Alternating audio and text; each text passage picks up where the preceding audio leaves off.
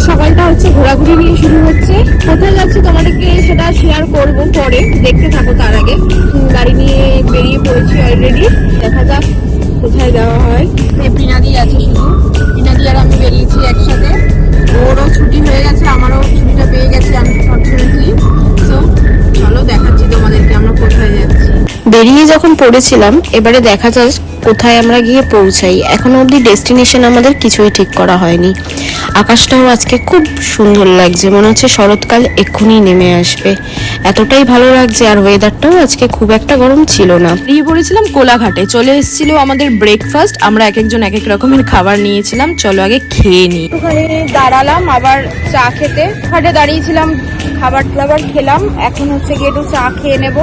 নিজেকে ফ্রেশ করে 100% চার্জ নিয়ে আবার বেরিয়ে পড়লাম আমাদের গন্তব্যের উদ্দেশ্যে। ঠিক সামনেই আমাদের গন্তব্যের রাস্তা, কিন্তু এবার হয়তো তোমরা বুঝতে পারছো আমি কোথায় যাচ্ছি। আমরা সবাই মিলে চলেছি একদিনের ছুটিতে দীঘায়। সব থেকে বড় কথা কি বলতো, একটুখানি নিজের জন্য কিছুটা ফাঁকা সময় আর কিছুটা ঘুরতে যাওয়াটা খুবই প্রয়োজন। এত সারাদিনের ব্যস্ত লাইফের মধ্যে কি যে ভালো লাগে। এই ছিল আমাদের হোটেলটা। আমরা এবারে ওল্ড দীঘা থেকেছিলাম, প্রত্যেকবার নিউ দীঘায় থাকি, এবারে আমরা ওল্ড দীঘায় স্টে করেছিলাম, হোটেল ম্যারিন ব্লু। এই ছিল রিসেপশন এরিয়াটায়। এবার আমি পৌঁছাচ্ছি, এটা হচ্ছে পার্কিং এরিয়া।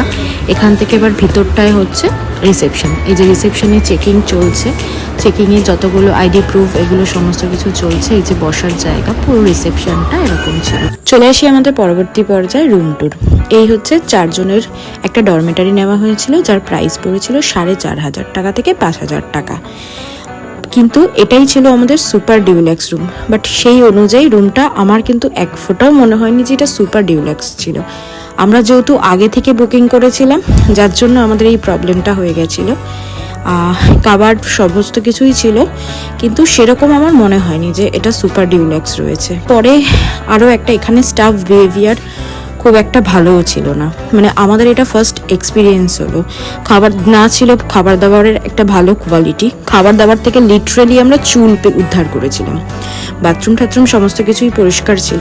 আর সেকেন্ড রুমটা আমাদের একটা ব্যালকনি ছিল, যেখান থেকে অন্যের হোটেলের এসির হাওয়া আমরা পাবো।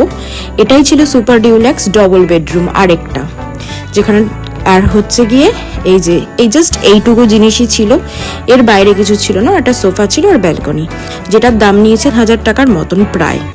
এরপর আমরা রেডি ফেডি হয়ে চলে গেছিলাম স্নান করতে। এখনো ভিজে গায়ে পরে বসে রয়েছি সমুদ্রে। আমরা এবারে ফোন কিছু নিয়ে যাইনি, কারণ আমরা সবাই সমুদ্রে যেহেতু নেমেছিলাম।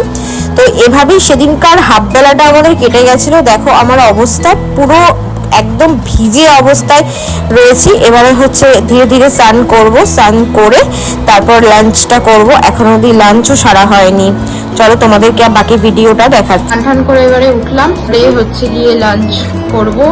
এখন ঘড়িতে বাজে 4:30। স্নান করে এসে এখন হচ্ছে লাঞ্চ 4:30 সময়, তাও আবার লাঞ্চে কি আছে দেখাচ্ছি তোমাদেরকেও। এই ছিল আমাদের প্রথম দিনের রাক্ষসের লাঞ্চ, মানে এতগুলো লাঞ্চ আর আমরা এই কজন, আর কে যে কতটা কি খাবে বোঝা দায়।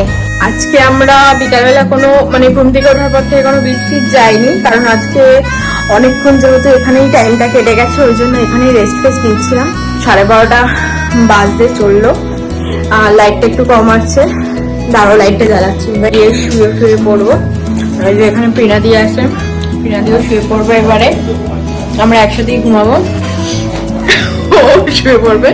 আনফরচুনেটলি ওর ফোন চলে এসছে। এবার হচ্ছে সায়ন আগেই শুয়ে পড়েছে, এবার আমাদের পালা, এবার আমরা শুয়ে পড়বো।